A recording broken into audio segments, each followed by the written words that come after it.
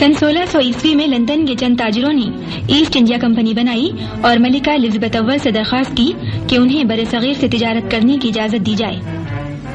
बाद के जमाने में शाहजहां, औरंगजेब, शाह आलम, बंगाल के सूबेदार शाइस्ता खां और शहंशाह फर्रुखसियर ने ईस्ट इंडिया कंपनी को मजीद तिजारती रियायतें दी और उनकी दरिया दिली का अंग्रेज ताजिरों ने खूब नाजायज फायदा उठाया। और ताजिरों ने अब खुलकर हमलावरों का रूप इख्तियार कर लिया है। सिंध के मीरों ने अंग्रेजों को जंग का कोई मौका नहीं दिया, मगर वो तो सारे बर्रे सगीर पर कब्जा करने के लिए तुले बैठे हैं।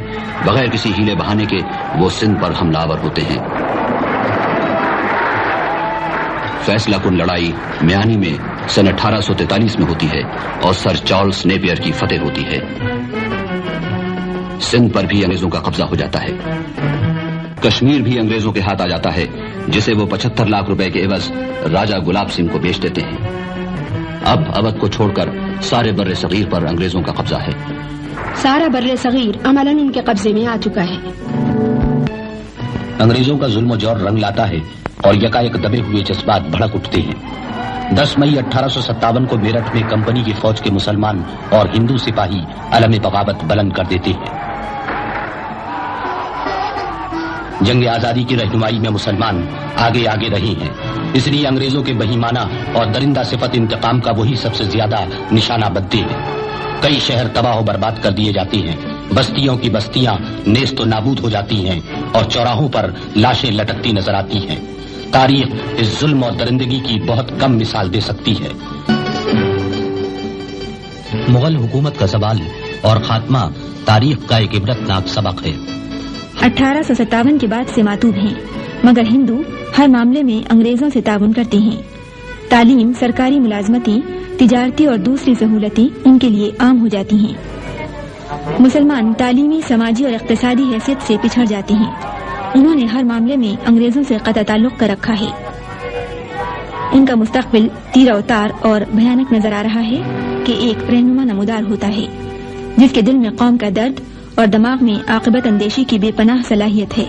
सर सैयद ने हिंदुओं की कौमी असबियत को देखकर मुसलमानों और हिंदुओं की अलहदा नुमाइंदगी पर वायसराय लॉर्ड रिपन की काउंसिल में मुदल्लल तकरीरें की। इनका सबसे बड़ा कारनामा 1877 में अलीगढ़ में MAO कॉलेज का क़याम है, जो आगे बढ़कर मुस्लिम यूनिवर्सिटी बना और इस तरह उनकी तहरीक को एक मुस्तकिल मरकज मिल गया। तिलक ने गौ रक्षा समिति यानी गाय की हिफाजत की तंजीम कायम की और हिंदू कौम और तहजीब के नाम पर अपने अखबार केसरी में मुसलमानों के खिलाफ खूब जहर उगला। अंग्रेजों की लड़ाओ और हुकूमत करो की पॉलिसी ने इस तबाहकुन ज़हनियत को तक़वियत बख्शी और हिंदुओं में मुसलमानों के खिलाफ नफरत और तासुब बढ़ने लगा। कांग्रेस में हिंदुओं का गलबा है और सर सैयद को हिंदू ज़हनियत का बखूबी इल्म है। वो मुसलमानों को कांग्रेस से अलग रहने का मशवरा देते हैं। अंग्रेजों के बाद हिंदू अपनी अक्सरियत के बलबूते पर बड़े सगीर पर बिला शिरकत हुकूमत करने का ख्वाब देखने लगे।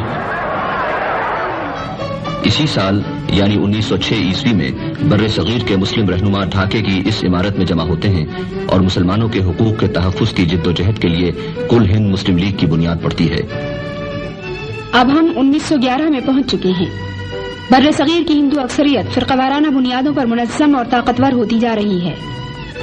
जंग आजादी के नए जोशीले रहनुमा सामने आते हैं। मौलाना मोहम्मद अली और शौकत अली कैदोबंद की मुसीबतें उठाते हैं और मोहम्मद अली का रोजनामा कॉमरेड अंग्रेजों के लिए दर्द सर बन जाता है। बड़े सगीर में कांग्रेस हिंदू अक्सरियत की सबसे ज्यादा ताकतवर जमात बन चुकी है और इसके रहनुमाओं को एहसास हो चला है कि मुसलमानों से इत्तेहाद किए बगैर बड़े सगीर को आजाद कराना मुमकिन नहीं। इनमें नुमायां गोखले हैं। इसी जमाने में गांधी जी भी उभरना शुरू होते हैं। नौजवान बैरिस्टर मोहम्मद अली जिन्नाह की कोशिशों से 1916 में कांग्रेसी और लीगी रहनुमा लखनऊ में जमा होते हैं और कांग्रेस जुदागाना इंतखाबात पर राजी हो जाती है। खिलाफत और स्वराज की तहरीकें साथ साथ चलती हैं। मुसलमान और हिंदू दोष बदोश अंग्रेजों के कैदखाने भर देते हैं। खादी की तहरीक जोर पकड़ती है। इस तहरीक आजादी के रहनुमाओं में मौलाना हसरत मोहानी, डॉक्टर मुख्तार अहमद अंसारी, हकीम अजमल खां सभी शामिल हैं। बंगाल में काजी नजरुल इस्लाम की नज़में आग लगा रही हैं। تحریک اپنے شباب پر ہے کہ تشدد کے ایک واقعے سے ناراض ہو کر گاندھی جی اسے ختم کر دیتے ہیں. سارے کیے کرائے پہ پانی پھر جاتا ہے. انگریزوں کی حکومت کے اکھڑتے ہوئے قدم پھر جم جاتے ہیں. جلد ہی سارے بر صغیر میں خوفناک فرقہ وارانہ فسادات شروع ہو جاتے ہیں اور ہندو مسلم اتحاد کا خواب ہمیشہ کے لیے چکنا چور ہو جاتا ہے. مسٹر جناح ایک بار پھر ہندوؤں سے مصالحت کی ناکام کوشش کرتے ہیں. بالآخر وہ اپنے مشہور 14 نکات پیش کرتے ہیں جو مسلم لیگ کا لائحہ عمل بن جاتے ہیں. 1930 میں الہ آباد میں مسلم لیگ کے سالانہ اجلاس کی صدارت کرتے ہوئے علامہ اقبال پہلی بار اپنے اس یقین کا اظہار کرتے ہیں کہ ایک علیحدہ مسلم ریاست ہی بر صغیر کے مسائل کا واحد حل ہے. اگلے سال دوسری راؤنڈ ٹیبل کانفرنس میں گاندھی جی بھی ہے اور علامہ اقبال بھی. اقبال بر صغیر میں علیحدہ مسلم ریاست کی بات کرتے ہیں مگر کانگریس کو ہندو اکثریت کا زوم ہے. وہ مسلمانوں کو الگ قوم ماننے اور ان کے حقوق کے تحفظ کی ضمانت دینے پر کسی طرح راضی نہیں. سن 32 میں چودھری رحمت علی پاکستان کا لفظ وضع کرتے ہیں اور سن 34 میں مسٹر جناح لندن سے واپس آتے ہیں اور اپنی زندگی مسلم لیگ کی تنظیم اور مسلمانوں کے حقوق کی جدوجہد کے لیے وقف کر دیتے ہیں. سن 37 میں مسٹر جناح کی صدارت میں مسلم لیگ کا پہلا اہم ترین اجلاس لکھنؤ میں ہوتا ہے. اس اجلاس میں لیگ مکمل آزادی کو اپنا نصب العین قرار دیتی ہے اور مسلم عوام کی سب سے بڑی نمائندہ جماعت بن جاتی ہے. اس اجلاس میں سردار اورنگزیب، نوابزادہ لیاقت علی خان، سی پی کے عبدالرؤف، مرزا ابوالحسن اصفہانی، حاجی ستار سیٹھ سبھی شریک ہیں. خواجہ ناظم الدین، نواب اسماعیل خان، سردار بہادر یار جنگ،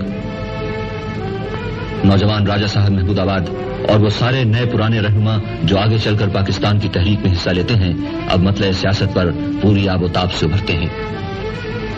مسلمان عوام اپنے مذہب اور تہذیب کے تحفظ کے لیے جوق در جوق مسلم لیگ کے رضاکار بنتے ہیں. مسلم لیگ کی حمایت میں مسلمان طلبہ کی تنظیم بھی قائم ہو جاتی ہے. یہ سب مسٹر جناح کی انتھک کوششوں اور رہنمائی کا نتیجہ ہے. قوم انہیں قائد اعظم کے خطاب سے سرفراز کرتی ہے. اب 1940 عیسوی ہے اور ہم آپ کو لاہور لیے چلتی ہیں جہاں مسلم لیگ کا وہ تاریخی اجلاس ہو رہا ہے جس میں قرارداد پاکستان منظور کی گئی. قائد اعظم اپنے خطبہ صدارت میں اس حقیقت کا اظہار کرتے ہیں کہ 1200 سال ایک ساتھ رہنے کے باوجود ہندو مسلمان ایک نہیں ہو سکے. ہر اعتبار سے ہندو اور مسلمان دو الگ قومیں ہیں. 23 مارچ کو قرارداد پاکستان شیر بنگال فضل الحق پیش کرتے ہیں اور چودھری قریب الزماں اس کی تائید کرتے ہیں. بر صغیر کے مسلمانوں کے 1 لاکھ سے زائد نمائندے متفقہ طور پر اسے منظور کرتے ہیں. متعصب ہندو اکثریت کے نرغے سے مسلم اقلیت کے بچاؤ کا یہی ایک راستہ تھا. اور پھر اگلے 7 سال تک پاکستان کے مطالبے کی گونج بر صغیر کے گوشے گوشے سے سنائی دیتی ہے. قائد اعظم ملک کے طوفانی دورے کرتے ہیں اور بر صغیر کے مسلمان پاکستان کے لیے ہر قربانی دینے کو تیار ہو جاتے ہیں. اس جد و جہد میں عورتیں بھی مردوں سے پیچھے نہیں ہیں. خواتین رہنماؤں میں بیگم شاہ نواز، بیگم لیاقت علی خان، بیگم عبداللہ ہارون، بیگم ہدایت اللہ، بیگم شمس النہار محمود، بیگم شائستہ اکرام اللہ آگے آگے ہیں. قائد اعظم اس تاریخی جد و جہد کی عظیم ترین علامت بن گئے ہیں. لیکن مسلمانوں کو پاکستان کے حصول میں ابھی بہت سے ہفت خواں طے کرنا ہے. ہندو کسی اور بر صغیر کے مسلمان پاکستان کے لیے ہر قربانی دینے کو تیار ہو جاتے ہیں. اس جد و جہد میں عورتیں بھی مردوں سے پیچھے نہیں ہیں. خواتین رہنماؤں میں بیگم شاہ نواز، بیگم لیاقت علی خان، بیگم عبداللہ ہارون، بیگم ہدایت اللہ، بیگم شمس النہار محمود، بیگم شائستہ اکرام اللہ آگے آگے ہیں. قائد اعظم اس تاریخی جد و جہد کی عظیم ترین علامت بن گئے ہیں. لیکن مسلمانوں کو پاکستان کے حصول میں ابھی بہت سے ہفت خواں طے کرنا ہے. ہندو کسی صورت میں بر صغیر کی تقسیم کو گوارا کرنے پر تیار نہیں. وہ اپنی اکثریت کے زوم میں ہیں اور پورے بر صغیر کو اپنی اور صرف اپنی میراث سمجھتے ہیں. یہ ستمبر 1944 ہے. ایک معقولیت پسند کانگریسی رہنما راج گوپال اچاری مسلمانوں کے حق خود اختیاری کی حمایت کر چکے ہیں. اسی بنا پر گفتگو شروع ہوتی ہے. گاندھی جی متحدہ ہندوستان پر اڑ گئے ہیں اور قائد اعظم پاکستان کے مطالبے پر جمے رہتے ہیں. ہندوؤں اور مسلمانوں کے راستے واضح طور پر الگ الگ ہو چکے ہیں. وائسرائے شملے میں رہنماؤں کی کانفرنس طلب کرتا ہے۔ پنڈت نہرو ہر حالت میں کانگریس کے مسلک کی جنبداری کرنے آئے ہیں۔ ماسٹر تارا سنگھ سکھوں کے نمائندے ہیں اور قائد اعظم یہ عزم لے کر آئے ہیں کہ پاکستان کا اصول منوائے بغیر کوئی سمجھوتا نہیں کریں گے۔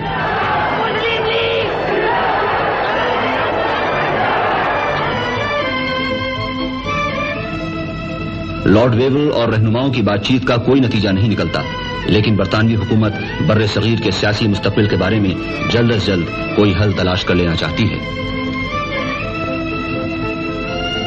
چنانچہ ویول عام انتخابات کا اعلان کرتا ہے اور لیگی رہنما مسلم رائے عامہ کو پاکستان کے لیے ہموار کرنے نکل کھڑے ہوتے ہیں۔ ان میں چودھری خلیق الزماں اور نواب اسماعیل خان، چندری گر اور یوسف ہارون، سردار اورنگزیب، سردار نشتر اور تمام دوسرے لیگی رہنما شامل ہیں۔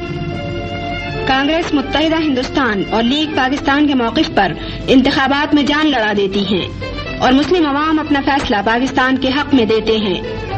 مرکزی اسمبلی کی ساری مسلم نشستیں لیگ نے جیت لی ہیں۔ انتخابات نے یہ ثابت کر دیا ہے کہ پاکستان بر صغیر کے مسلمانوں کا متفقہ مطالبہ ہے۔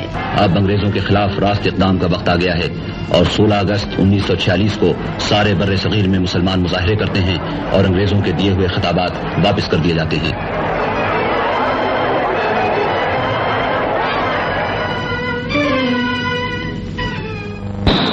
حالات کو سنبھالنے کے لیے حکومت برطانیہ لندن میں کانفرنس بلاتی ہے۔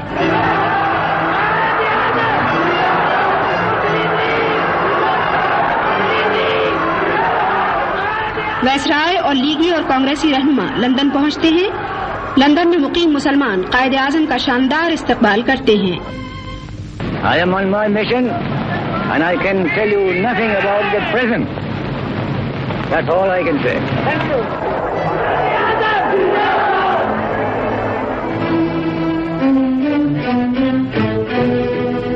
قائد اعظم اور لیاقت علی خان برطانوی وزیر اعظم کے قیامگاہ پر پہنچتے ہیں۔ طویل گفت و شنید کے بعد مسٹر ایٹلی اور ان کی حکومت مشن کے منصوبے کو اس مفہوم کو صحیح بتاتے ہیں جو لیگ نے سمجھا ہے۔ I am very happy that I am at this function and already I've had the opportunity of meeting some friends and I might yet find more friends, but you give me no time to do anything else. Congress Mr Attlee کا فیصلہ مان لیتی ہے مگر پھر پلٹ جاتی ہے۔ سارے بر صغیر میں حصول پاکستان کی جدوجہد بہت زیادہ زور پکڑ لیتی ہے۔ سن 47 کے آغاز میں پنجاب کی یونینسٹ اور سرحد کی کانگریسی وزارتوں کے خلاف جو عوام کی مرضی کے بغیر ان پر مسلط ہیں، مسلم لیگ سول نافرمانی کی تحریکیں شروع کر دیتی ہے۔ لاہور، پشاور اور دوسرے مقامات پر لوگ سر سے کفن باندھ کر نکل آئے ہیں۔ مسلم لیگ کی یہ عوامی تحریکیں سرحد کی کانگریسی اور پنجاب کی یونینسٹ وزارتوں کو ہلا کر رکھ دیتی ہیں اور ڈرائنگ روم میں بیٹھ کر سیاست چلانے والے یونینسٹوں کی وزارت کو بہت جلد مستعفی ہونا پڑتا ہے۔ اب سکھ بھی تحریک پاکستان کے خلاف میدان میں نکل آئے ہیں۔ برطانوی وزیر اعظم کے اس اعلان نے کہ انگریز بر صغیر کو ایک یا دو حکومتوں کو سونپ کر چلے جائیں گے، ہندوؤں اور سکھوں دونوں کو مشتعل کر دیا ہے۔ نتیجے میں تقریباً سارے بر صغیر میں ہولناک فرقہ وارانہ فسادات کے شعلے بھڑکنے لگتے ہیں۔ فرقہ پرستوں کے جنون نے صدیوں کی ہمسائیگی اور انسانیت کی دھجیاں اڑا دی ہیں۔ انسان کا لہو پانی سے بھی ارزاں ہو گیا ہے اور حیرت ہے کہ اب بھی کچھ لوگ ایسے موجود ہیں جو یہ سمجھتے ہیں کہ ہندو اور مسلمان ایک قوم بن کر چین سے رہ سکتے ہیں۔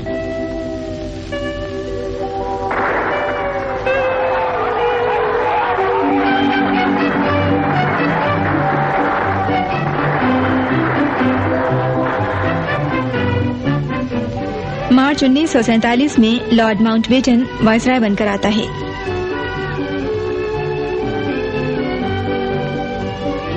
لیگی اور کانگریسی رہنماؤں سے گفتگو کے بعد ماؤنٹ بیٹن وہی حل پیش کرتا ہے جس پر قائد اعظم اتنے عرصے سے زور دیتے چلے آ رہے ہیں، یعنی برصغیر کی تقسیم۔ قائد اعظم برصغیر کی وہ تقسیم چاہتے ہیں جس کا لیگ نے سن 46 میں مطالبہ کیا تھا۔ لیکن کانگریس ایک ایک انچ زمین کے لیے لڑتی ہے اور انگریزوں کی جانبداری اور جلد بازی ہندوؤں کو فائدہ پہنچاتی ہے۔ 3 جون سن 47 کو ماؤنٹ بیٹن اپنے منصوبے کا اعلان کرتا ہے۔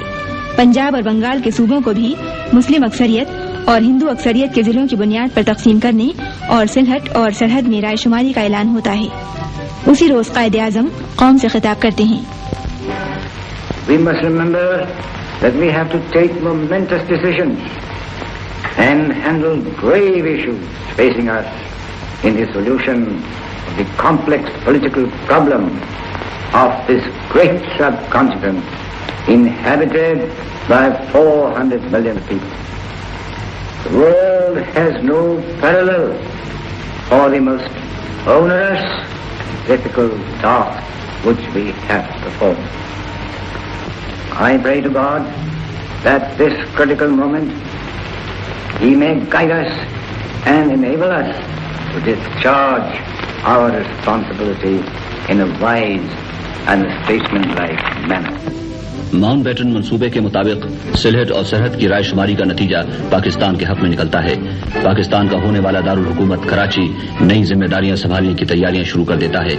آخر کار 14 اگست سن 1947 کو مسلمان اپنی جد و جہد اور قربانیوں کا ثمرہ حاصل کر لیتے ہیں۔ بر صغیر میں ان کا اپنا وطن وجود میں آ گیا ہے۔ نامزد وزیر اعظم لیاقت علی خان اس پاک وطن کی سرزمین پر اس شخص کے استقبال کی تیاری میں ہیں جو اس وطن کا معمار اور اس کی عظمت کا سب سے بڑا علمبردار ہے۔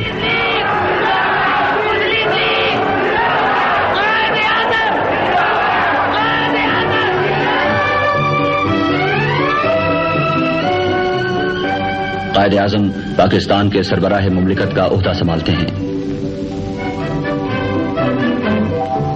لیاقت علی خان وزارت عظمیٰ کا حلف اٹھاتے ہیں اور ان کے بعد دوسرے وزراء کی باری ہے۔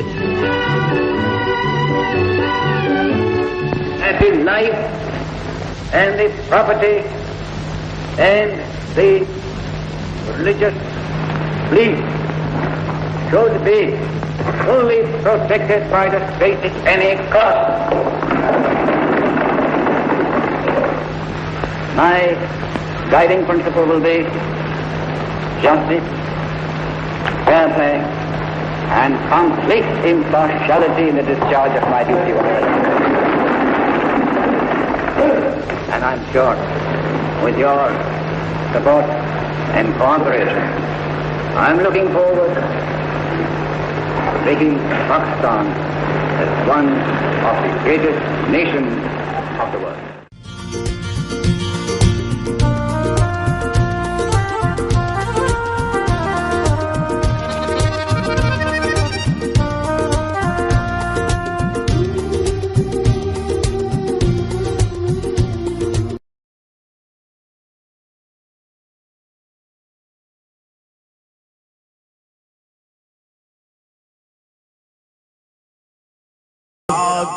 کسی کو نہیں معلوم کہ مومن باری نظر آتا ہے، حقیقت میں ہے قرآن۔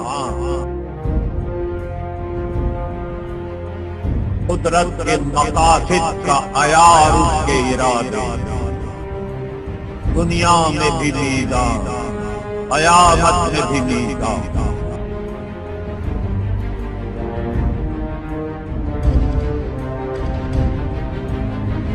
There are two major nations, the Hindus and Muslims. The Muslims cannot be characterized as a minority.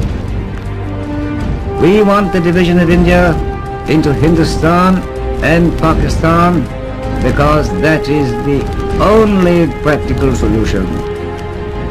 Hindu India and Muslim India must be separated because the two nations are entirely distinct and different, and in some matters antagonistic to each other. Let me tell you some of the differences. We differ in our history, culture, language, architecture, music, laws, jurisprudence, calendar, and our entire social fabric and code of life. One India is impossible to realize. It will inevitably mean that the Muslim will be transferred from the domination of the British to the caste Hindu rule. a position that Muslim will never accept. Muslims desire freedom more than anyone else, because love for freedom, fraternity, and liberty is the lifeblood of their existence. But freedom must mean freedom both from the British exploitation and Hindu domination. 100 millions of Muslims will never agree merely to a change of masters. And we fought for Pakistan because there was danger of denial of these human rights in this subcontinent. We aspired for these great ideals because of centuries of dual domination by the foreign rulers and by the caste-ridden social system.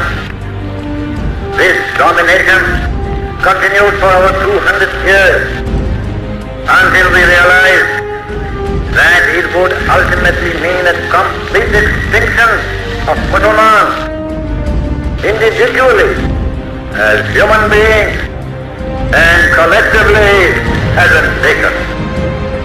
After all, the story of Pakistan and its struggle and its achievements is a very story of great human ideals struggling to survive in the face of odds and difficulties.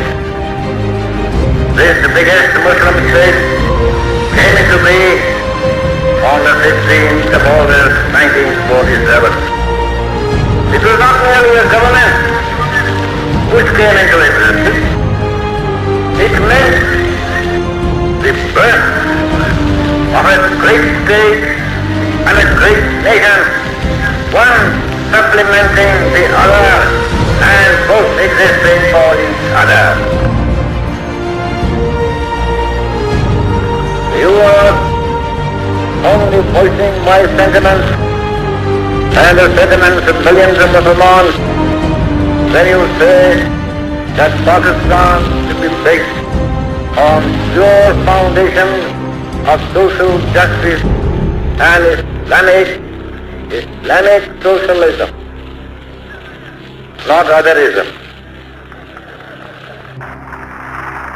Pakistan Zindabad. Are we now going to besmear and tarnish this great achievement for which there is no parallel in the whole history of the world? While the horizon is beset with dark clouds, let me appeal to you, give this message to the people of Pakistan. Create enthusiasm and spirit. Go forward with our task, with courage and hope, and we shall do it. Are we downhearted? Certainly not. The history of Islam is replete with instances of valor, grit, and determination.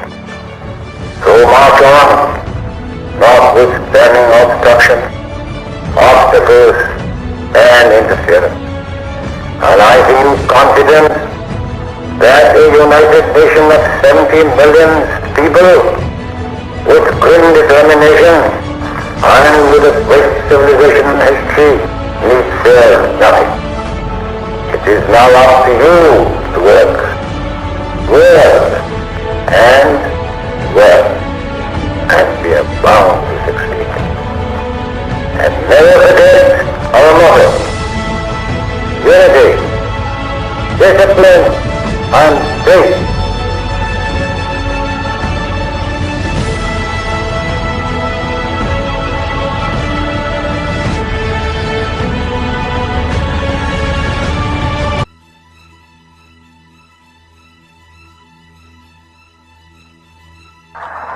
The abnormal rise in the cost of living has hit the poorer sections of the society, including those with fixed income, very hard indeed.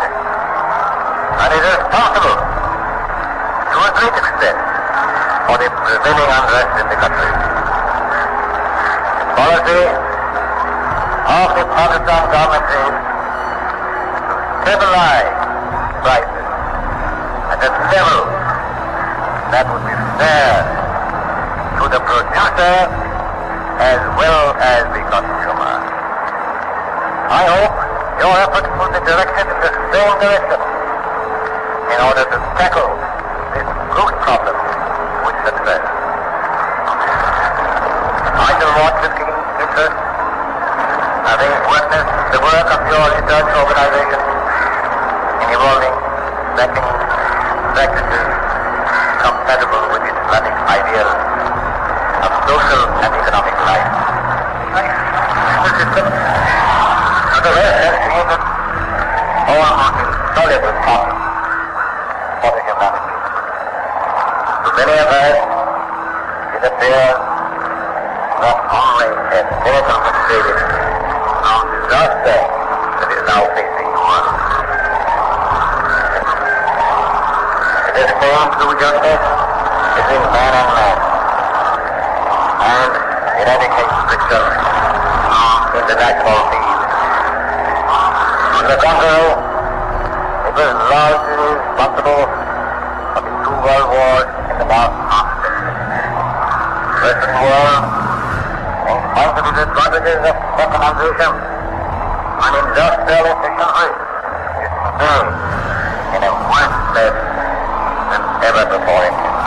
The adaptation of Western economic theory and practice will not help us in achieving our goal of creating a happy home community.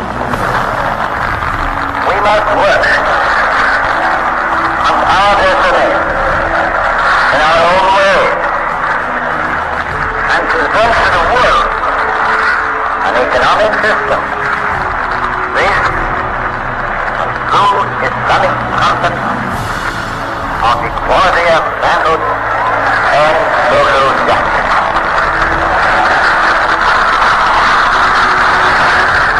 We will be here fulfilling our mission as Muslims and giving to humanity what we think which alone can save and secure the welfare, happiness, and prosperity of mankind.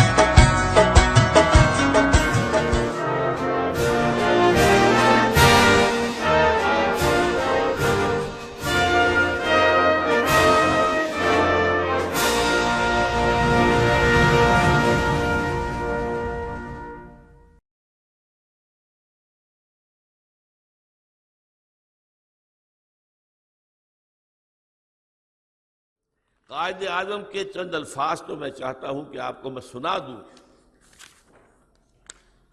یہ ویسے تو پورا آپ کو مل جائے گا اس کتابچوں کے اندر. T B کے جب مریض تھے اور آخری دن تھے زندگی کے، لاہور سے، میں میڈیکل کالج میں پڑھتا تھا، ہمارے پرنسپل ہوتے تھے الہی بخش صاحب، انہیں بھی بلایا گیا تھا علاج کے لیے. اور جو ٹی بی کے امراض کے اسپیشلسٹ تھے پروفیسر ریاض علی شاہ، انہوں نے پھر ایک اپنے انٹرویو کے اندر بتایا کہ اس وقت کے حالات کیا تھے. حالت یہ تھی اتنے کمزور کہ ذرا دو چار جملے بولتے تھے تو سانس پھٹ جاتا تھا. تو ہم نے پابندی لگا رکھی تھی کہ آپ گفتگو نہ کریں. ہم پاس ہی بیٹھے تھے، کوئی نئی دوا ہم نے شروع کی تھی تو ہم اس کے اثرات دیکھ رہے تھے. لیکن ہم نے محسوس کیا کہ قائد اعظم بار بار جیسے ان کی زبان پر کچھ آنا چاہتا ہے پھر وہ چپ ہو جاتے کیونکہ ہم نے روکا ہوا ہے. تو ہم نے کہا یہ اندرونی کشمکش تو زیادہ خراب کرے گی. تو ہم نے کہا قائد اعظم فرمائیے کیا فرمانا چاہتے. اب یہ جو فرمایا ہے وہ سن لیجئے. تم جانتے ہو جب مجھے یہ احساس ہوتا ہے کہ پاکستان بن چکا ہے تو میری روح کو کس قدر اطمینان ہوتا ہے. یہ مشکل کام تھا اور میں اکیلا اسے کبھی نہیں کر سکتا تھا. میرا ایمان ہے کہ یہ رسول خدا صلی اللہ علیہ وسلم کا روحانی فیض ہے کہ پاکستان وجود میں آیا. اس کے ساتھ ہی جوڑ لیجئے 27ویں شب کو نازل ہوا ہے یہ پاکستان. رمضان مبارک کی 27ویں شب لیلۃ القدر میں نازل ہونے والا. اب یہ پاکستانیوں کا فرض ہے کہ وہ اسے خلافت راشدہ کا نمونہ بنائیں تاکہ خدا اپنا وعدہ پورا کرے اور مسلمانوں کو پوری زمین کی بادشاہت دے. میں حیران ہوتا ہوں کہ قائد اعظم کے علم میں وہ احادیث تھیں جن میں حضور نے خبر دی ہے کہ قیامت سے قبل پوری دنیا میں اسلام کا نظام قائم ہوگا. یہ حضرت ثوبان رضی اللہ تعالیٰ عنہ سے بھی حدیث ہے، صحیح مسلم میں ہے. حضور نے فرمایا ان اللہ زوالی الارض، اللہ نے میرے لیے ساری زمین کو لپیٹ دیا. فرأیت مشارقہا و مغاربہا، میں نے اس کے سارے مشرق بھی دیکھ لیے، سارے مغرب بھی دیکھ لیے. وَإِنَّ أُمَّتِي سَيَبْلُغُ مُلْكُهَا مَا زُوِيَ لِي مِنْهَا، اور میری امت کی حکومت ان تمام علاقوں پر قائم ہو کر رہے گی جو مجھے اللہ نے زمین کو لپیٹ کر دکھا دی. یہ حدیث میں حیران ہوں. یہ تو اچھے اچھے علماء کے علم میں نہیں ہے. اس لیے کہ یہ احادیث جو ہیں، احادیث کی کتابوں کے آخری حصے میں باب الملاحم، باب الفتن، یہ جو باب آتے ہیں وہ عام طور پر علماء اس کی طرف توجہ دیتے ہی نہیں. یہ حدیث تو ان میں ہے. ایک اور حدیث میں مسند احمد ابن حنبل کی ہے حضرت مقداد ابن الاسود سے، لا يبقى على ظهر الارض بیت وبر ولا بدر الا ادخله الله کلمۃ الاسلام. حضور فرماتے ہیں کہ زمین پر نہ کوئی گھر رہے گا اینٹ گارے کا بنا ہوا اور نہ ہی کوئی خیمہ رہے گا جس میں اللہ کلمہ اسلام کو داخل نہ کر دے. یہ ہونا ہے.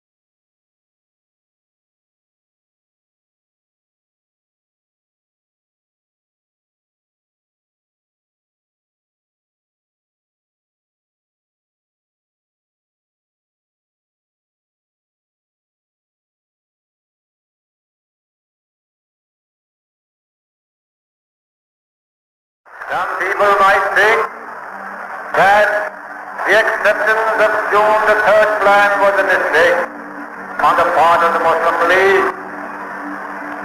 I would like to tell them that the consequences of any other alternative would have been too disastrous to imagine.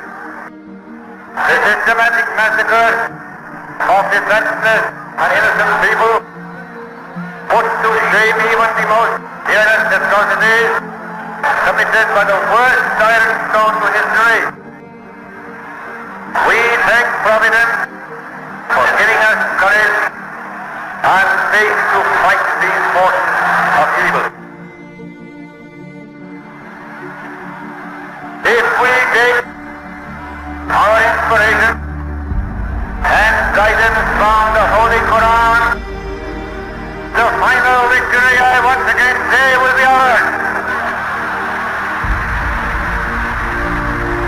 Do not for a moment imagine that your enemies can ever succeed in their design, but at the same time do not make light of the situation, very grave and dangerous situation which is facing you. Do not be overwhelmed by the enormity of the task. You are made of sterling material and are second to none. Why should you also not succeed like many others, like our own forefathers? You are a nation whose history is replete with people of wonderful grace, character and heroism. Live up to your tradition and add to another chapter of glory. All I require of you now is that every one of us whom this message reaches must vow to himself and be prepared to sacrifice his all reflections of it. Building up Pakistan as a bulwark of Islam and as one of the greatest nations whose ideal is peace within and peace without. Pakistan! Keep up your morale. Do not be afraid of death. Our religion teaches us to be always prepared for death. We should face it bravely. Save the honor of Pakistan and Islam.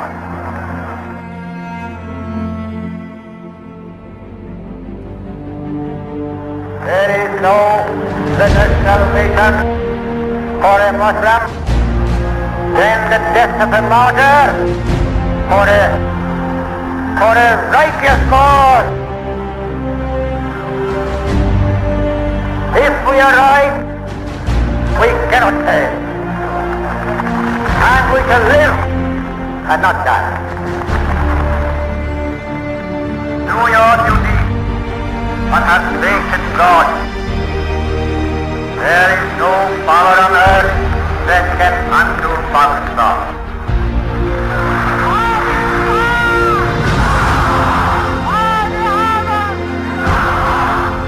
Pakistan, Pakistan,